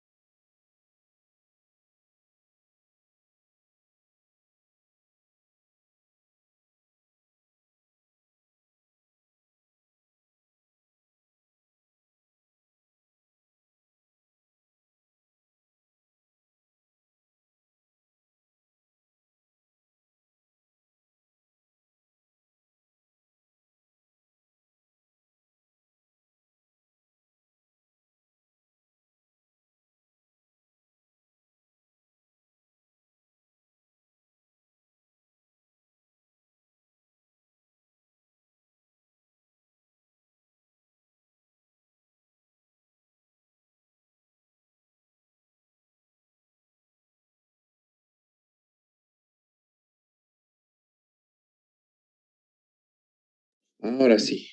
Entonces, hasta aquí quiero dejar las siguientes ideas. 1. Síndrome coronario se define por la presencia del dolor torácico, ¿no ve? Pero es que existen equivalentes anginosos. 1. 2. Ante la sospecha de síndrome coronario hay que hacer electrocardiograma. ¿Ok? Ahora, cuando hacemos electrocardiograma, forzosamente tenemos que recordar cuál es la irrigación del corazón y qué, entre comillas, derivaciones ven cada cara del corazón. ¿De acuerdo? Entonces, entraremos ahí. La circulación coronaria, tú sabes que tiene dos partes, ¿no ves? Una que irriga la cara anterior y la cara lateral del corazón, que es la coronaria izquierda. ¿No? Ahora, aquí viene otro dato importante. La cara inferior del corazón es irrigado por la coronaria derecha. ¿Ok? Entonces, cara anterior y cara lateral del corazón, coronaria izquierda. Cara inferior, coronaria derecha. La coronaria izquierda da arterias generalmente para todo lo que es el aparato subvalvular, las válvulas, para los 2/3 anteriores del septo interventricular y para el ventrículo izquierdo prioritariamente. La coronaria derecha da sobre todo arterias para la cara inferior del corazón, la parte posterior del septo, el ventrículo derecho y además de la coronaria derecha nacen arterias para el nodo sinusal y el nodo auriculoventricular. Muy bien. Desde el punto de vista electrocardiográfico, la actual clasificación para interpretación del electrocardiograma es la que vamos a usar. ¿Sí? Esta es la que vamos a trabajar. Esta no es que esté mal, está bien, sirve, pero vamos a utilizar esta porque esta es la que se correlaciona mejor con la anatomía del corazón. El corazón tiene 3 caras, anterior, lateral, inferior, y esta es la que se correlaciona justamente con eso. Ya hace tiempo se ha tratado de desaconsejar esta, sin embargo hay muchos caprichosos que siguen trabajando con esa. Denle. No está mal, está bien, a veces yo la uso también. Sin embargo, esta es la que está vigente, ¿ok? Vamos al punto importante. Cuando vos veas elevación del ST en B1 a B4, eso es infarto con ST elevado de cara anterior. Ves el ST elevado de 1 a BL, B5, B6, cara lateral. D2, D3 a BF, cara inferior. B7, B9, posterior y B3 y B4, R, derechos. ¿Tienes que memorizar? Sí. ¿Es opcional? No. Ahora, vamos a revisar un poquito, fíjate. Infarto de cara anterior. Aquí está el resumen. Mira, quiere decir elevación del ST de B1 a B4 y puede o no elevarse en D1. Eso quiere decir. ¿Quién irriga la cara anterior del corazón? La arteria descendente anterior, que es rama de la coronaria izquierda. Ahora, fíjate. Esta elevación del ST, mira, punto J, el ST ahí. Al tiro te ubicas. B1, B2, B3, B4. Elevación del ST, se acabó.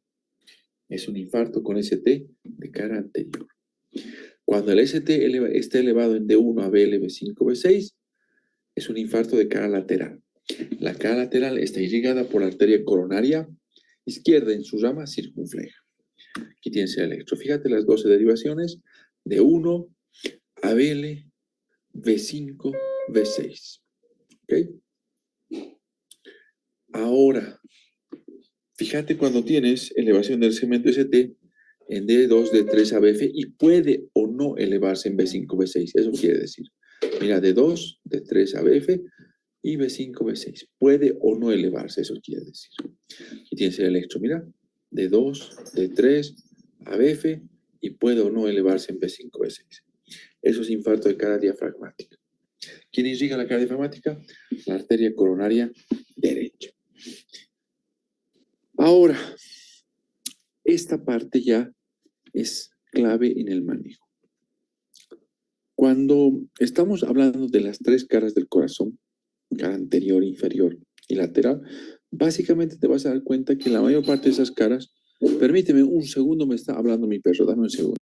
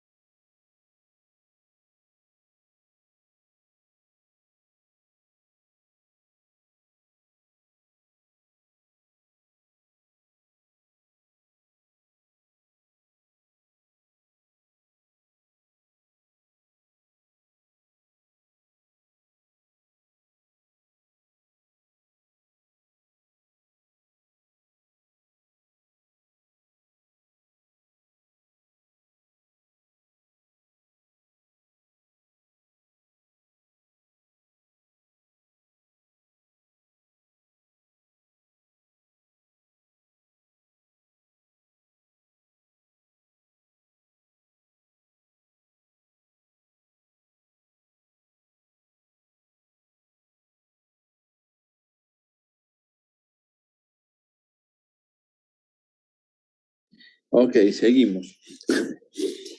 Este caso que vamos a empezar a entrar ya, son casos que a veces se nos olvida tomar en cuenta. ¿Por qué? A ver, ponte a pensar. Cuando vos dices infarto de cara anterior, infarto de cara lateral, infarto de cara inferior, generalmente el compromiso es ventrículo izquierdo. Pero a veces hay compromisos de infarto del ventrículo derecho. A veces se infarta el ventrículo derecho. Y eso es importante entender y tener como idea. ¿Por qué? Porque el manejo del infarto del ventrículo derecho es totalmente diferente al infarto del ventrículo izquierdo. Si tú haces un análisis crítico de la literatura, te vas a dar cuenta que el infarto del ventrículo derecho se maneja al contrario que el infarto del ventrículo izquierdo. A ver, hazme un recuerdo, ¿cómo se maneja un infarto del ventrículo izquierdo? Usas, por ejemplo, betabloqueantes, usas diuréticos, usas vasodilatadores. Tu objetivo es disminuir la precarga, ¿no? Porque se sobrecarga rápido y te hace edema de pulmón. O sea, ese es el concepto que tenemos. Sí, y está bien. ¿Por qué? Porque el ventrículo izquierdo, al ser un ventrículo de paredes tan gruesas, generalmente es un ventrículo presor y no tolera sobrecarga de volumen. Entonces, obviamente, los vasodilatadores, diuréticos, etcétera, está bien. En cambio, el ventrículo derecho es un ventrículo básicamente volumétrico. Como trabaja en un sistema de baja presión como es el sistema pulmonar, es precarga dependiente. Genera tan baja presión en el ventrículo derecho que, para que veas, a diferencia del ventrículo izquierdo, no se irriga solo en diástole, se irriga en sístole y en diástole. Es decir, depende de la precarga para irrigarse. Entonces, el infarto del ventrículo derecho no se maneja con diuréticos, vasodilatadores, fármacos bradicardizantes, no.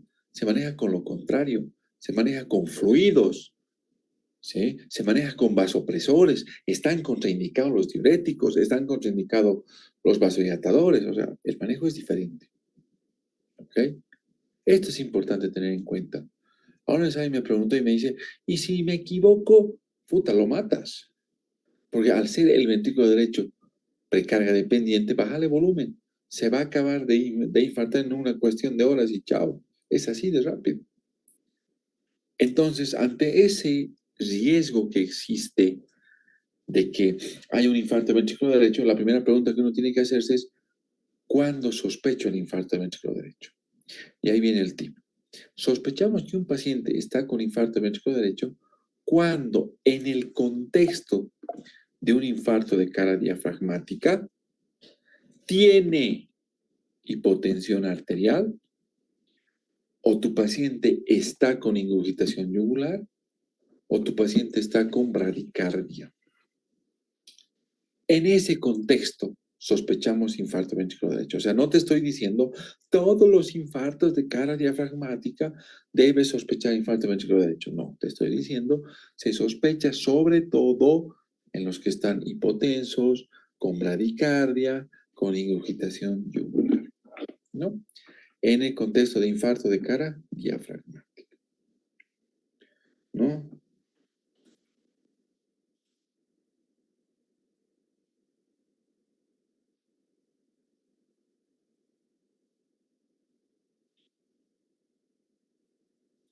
Ahora, aquí viene un punto que es clave. Cuando vos sospechas infarto de ventrículo derecho, tienes que confirmar. ¿Y cómo se confirma? Haciendo las precordiales derechas B3 y B4. R es de right, derecho. Entonces, cuando hay elevación del ST en precordiales derechas, se acabó. Es un infarto con elevación del ST de ventrículo derecho. ¿Cómo se instalan las precordiales? Te voy a decir recuerdos rápidamente, porque yo sé que sabes hacer el electrocardiograma. Fíjate, normalmente nosotros armamos el electrocardiograma en dos espacios intercostales, el cuarto y el quinto. Y lo hacemos del lado derecho al lado izquierdo, porque el corazón tiene más orientación a la izquierda. Entonces, B1, ¿dónde va? Cuarto espacio intercostal, línea para external derecho. B2, cuarto espacio intercostal, línea para external izquierda. B4, quinto espacio intercostal, línea medio clavicular. B3 está entre los dos. B5, quinto espacio intercostal, línea axilar anterior. B6, quinto espacio intercostal, línea axilar media, todo del lado izquierdo. Si quiero ver precordiales derechas, lo armo, pero al revés. Igual, a ver, fíjate, cuarto espacio intercostal. Aquí estaría B1. Cuarto espacio intercostal, línea para external izquierda. B2, cuarto espacio intercostal, línea para external derecha. B4, quinto espacio intercostal, línea medio clavicular derecha. B3 entre los dos. ¿Sí? Lo mismo, B4, B5, es decir, armo lo mismo, pero a la derecha. Lo único que hago es imprimo esas precordiales y les pongo la R de right y me quedo con B3 y B4R. Cuando hay elevación del ST en B3 y B4R, eso nos está indicando claramente que hay un infarto de ventrículo derecho. Ahora, hay otro cuadro que se llama infarto posterior. Algunos confunden todavía el término de infarto de cara diafragmática y dicen cara posterior. No, el infarto posterior es un pedacito de la cara diafragmática. Es el pedacito que corresponde a la pared del ventrículo izquierdo, porque toda la cara diafragmática está formada por pared del ventrículo izquierdo, septo interventricular y ventrículo derecho. ¿Ok?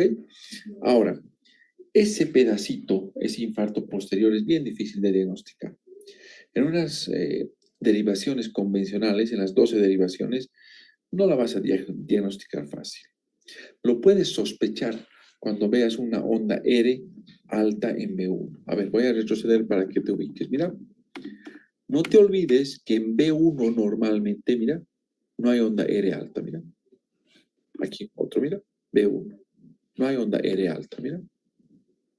En B1 normalmente, te vuelvo a repetir, no hay onda R alta, mira. Te estoy mostrando diferentes electros, no hay onda R alta, mira. Aquí está.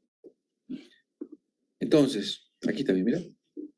Apenas es notable la B1.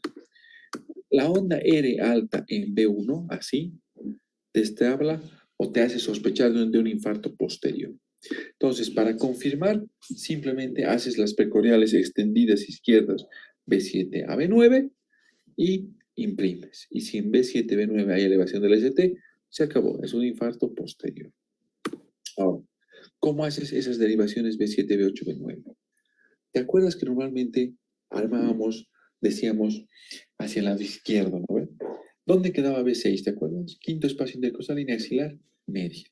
Entonces, lo único que haces es extender los electrodos a B7, B8, B9. Quiere decir, quinto espacio intercostal, línea axilar posterior es B7. En el vértice de la escápula, B8, y en la línea paravertebral, B9. Todos en el quinto espacio intercostal, del lado izquierdo. Imprimes. Listo. Ese es B7, B8 y B9. ¿Ok?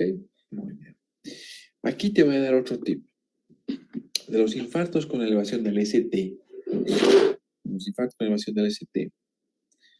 Los más frecuentes que vas a ver son los de cara anterior y cara lateral, ¿sí?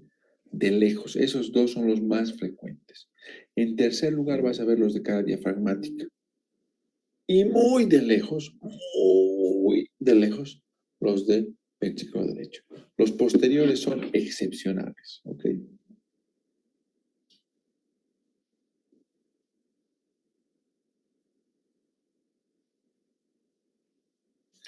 Ahora,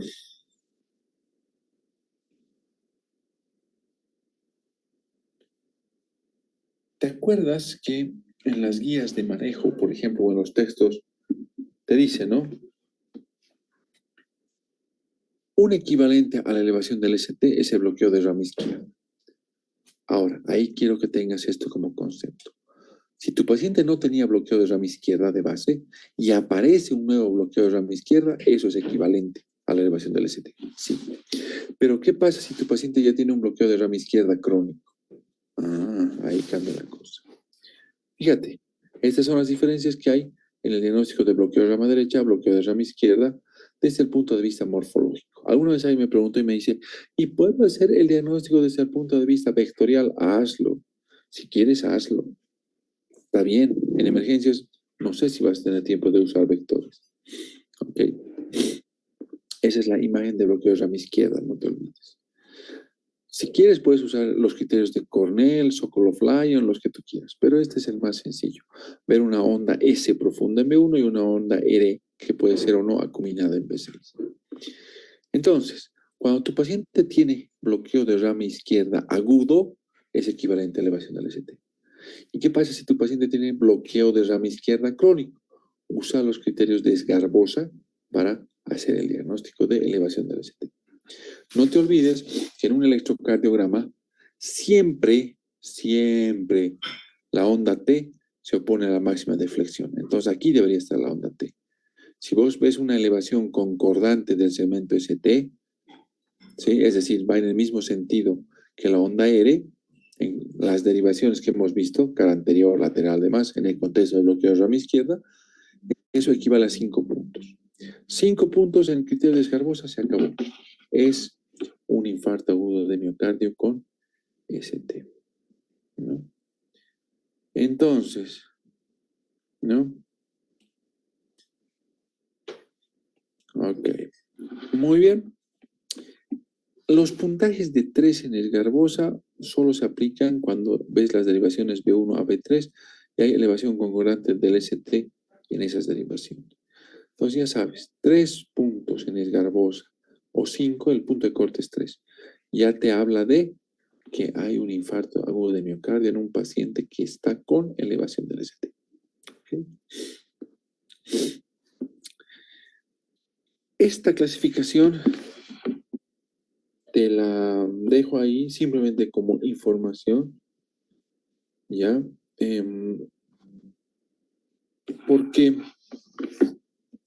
me interesa mucho que sepas que esta clasificación que se trató de meter hace un par de años, que divide las caras del corazón en anteroseptal y posterobasal, y cada una tiene otras caras más.